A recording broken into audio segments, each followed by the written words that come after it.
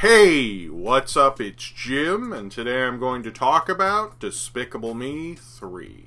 Illumination, or Illumination Entertainment, however you want to call them, has always been someone who's kind of made corporately overlord-approved kind of entertainment, and they're actually quite good at it. More inoffensive than DreamWorks ever was, and kind of more ready to be gobbled up by the kind of like superstar-type Kmart shoppers, if that's still around, even though we have Amazon sort of people, than anything I've ever seen before. It's kind of like having these mild, very predictable kind of stories, but when you get to things like Secret Life of Pets, they can be like so down the middle, you're like, oh, okay, I'm sort of cool with that, I guess, even though I've sort of probably seen this movie before in like Oliver and Company and such. They're sort of fine within that, but their product ends up in a way that you almost feel like there's no artistry within it. It's not like Pixar or even the better DreamWorks or most animation studios where you can go, yes, but how this works is very complicated and there's all these great minds at work there and you can see these great things about film and storytelling. And Despicable Me 3 shows you that the best this studio ever was gonna be is like Secret Life of Pets or the first couple Despicable Me movies, and them making a sequel is more scattershot and kind of just a bunch of different stories going on than most studios would ever dream of doing. If you look at something like Finding Dory, for example, they're actually trying to have like a theme and a reason to have these characters back together. It might be a flimsy reason, and the real reason might be because Pixar wants another sequel, so that's why they're actually doing it,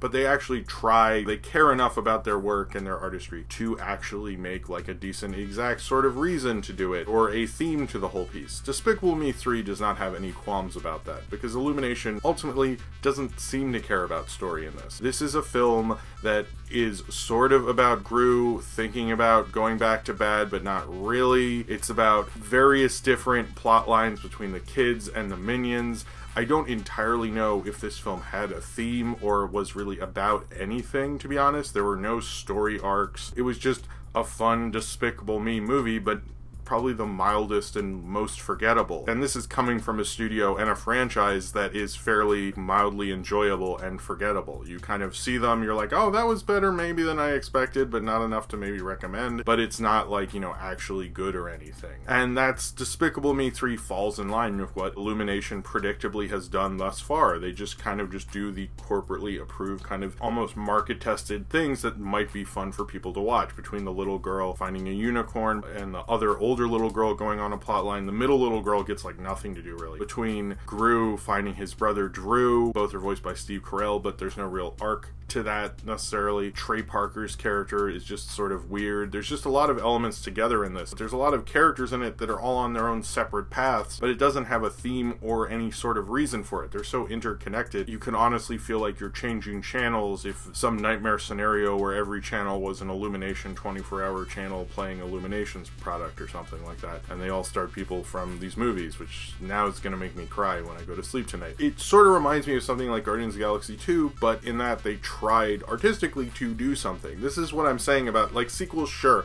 I understand they're made for very corporate reasons, but Despicable Me 3 can't hide that in some way and try to, like, you know, at least dress it up with sort of a theory behind it or something like that. It might actually be unnatural to bring certain characters back to certain sequels, but Despicable Me 3, one, I don't know if it really does feel unnatural because all these characters are so ready to be put on lunchboxes and toys and, you know, all sorts of crap that it's sort of fine. So you're like, it's not as offensive as most sequels that come out of like a usual like good movie that people really like, which I guess for most people that's true. For me, I'm kind of like, eh. There is no care from the creators. Like Guardians of the Galaxy 2, I don't think necessarily worked, but you could tell he cared and he wanted to try something different with it. In Despicable Me 3, it just feels like they didn't have really a real idea and they just had them all separated for reasons that don't honestly make a lot of sense. Illumination continues to be this bad corporate studio in world domination ways that I think a villain that Gru would defeat couldn't even imagine, in terms of how it seeps into the culture and just becomes so omnipresent. I mean, this film still didn't perform as well as the others and it still made a shit ton of money and $1 billion worldwide. This is the kind of nightmare scenario we live in where like these films are just going to be hits no matter what, and I feel like the studio sort of doesn't even try to make good films along the way. They're just like, well, we can just have this happen and that happen and the kids will like her trying to find the unicorn, the other kids will like this, but they're not thinking about how do we get that to connect, what's right for these characters. Certainly maybe they do sort of find out what's right for these characters, but they do that, but they don't seem to care about what the film is trying to say overall. Certainly there are ideas you could do. Gru going bad again could be something interesting, or even him showing through his brother Drew what was like being a villain could have been a real arc in itself, had he just, you know, forgotten about like 3 or 4 plotline threads that sort of didn't entirely work. I will say I thought the character Kristen Wiig voices of Lucy was the only one who had sort of an arc, to be honest, as her as a mother and stuff, but it was so brief, it's like, I'm not really going to give them that much credit. But the whole idea of Gru and Drew, and they could have done something with that, it's also weird, like, I didn't think the voices between Steve Carell doing both really worked as well. I sort of think it would have been better if they had someone to play off of him. It didn't feel as exciting, it just felt like someone, like, bouncing a ball off of a wall. He didn't really play it differently, that they felt like they had any weird chemistry, and the characters are almost written to do that, so it was like sort of a weird failure of Steve Carell, who's normally an actor I like. I don't seem to like his voiceover stuff. And Trey Parker being in this is just weird to me. It's like, why after all this time would he do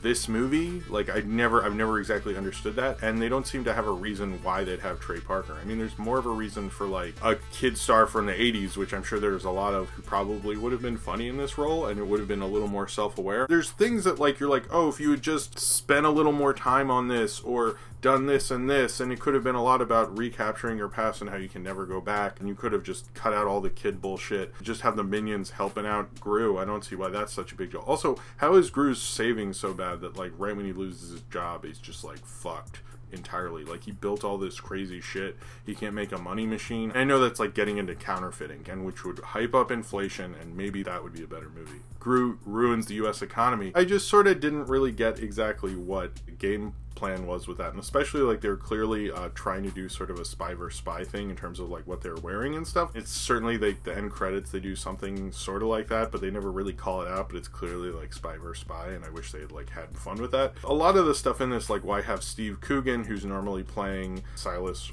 Ramsbottom, who's like the director of the Good Guys team, be replaced by Jenny Slate, but for like virtually nothing that ever comes back of any substance. It's like, oh, see, we did this, and it's like, did Steve Coogan ask for too much money, or like, you just like, Jenny Slate's in like almost every cartoon, so like, I like Jenny Slate, but it's like kind of a little weird. Same with Julie Andrews is barely in it. Miranda Cosgrove's still there. I certainly understand financially why this film happened, but they just never really kind of put on the con, at least, of acting like they're trying to make a good story. Despicable Me 3 is probably the future of Illumination, because most of what they're going to do is sequels. So we'll see these things that have not really a reason to exist, at least story-wise, they just financially have a reason to be there. And that will keep Illumination to continue to happen, but it'll also keep the audience being incredibly bored. Certainly kids will like it, but it's the kind of thing that when kids will see we're older, we're like, I don't know, they're just like these kind of things, and I was into them. They'll be the things that maybe they look back on fondly, but not the things they can see anything really that interesting in. It references things, certainly, like Duck Soup and all sorts of stuff, but it doesn't do anything really with that. It just like does it to do it, and that's really it. You know, it has Pharrell music again. It just feels like they did it again, but they don't have any fun with it. You know, before I felt like they were doing sort of the James Bond thing. I never sort of got a movie about a supervillain who looked like Gru would do as well as it did. I always thought that was weird, but they don't seem to have any fun with that. You know, certainly they had talented voice actors. The minions are a lot more tolerable when they're in like kind of smaller chunks than they are in a whole movie, which I really didn't like or really get.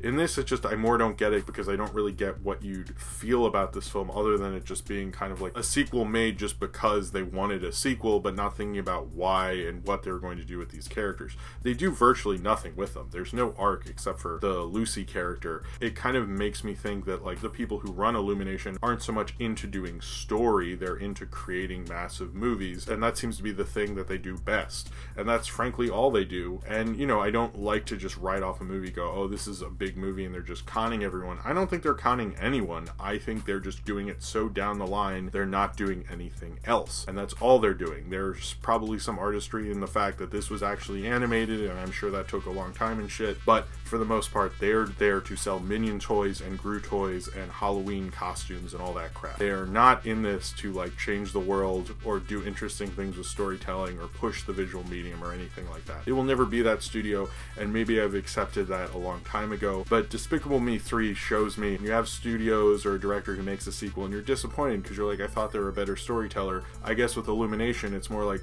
I thought this is what I sort of expected, and it's kind of like the amount of trying in terms of storytelling that they usually do, and it's probably as just kind of bland and unmonumental, and Despicable Me 3 falls in line with the unremarkable storytellingness that Illumination has made thus far. So I guess in terms of Illumination, it's sort of a passable movie, and I guess in terms of passable movies, they kind of make masterpieces of corporate overlord approved hits with lots of merchandise, and in that way I think Despicable Me 3 does its job very well. So if you have seen Despicable Me 3 and you would like to talk about it, then comment below in the comments and subscribe if you would like to.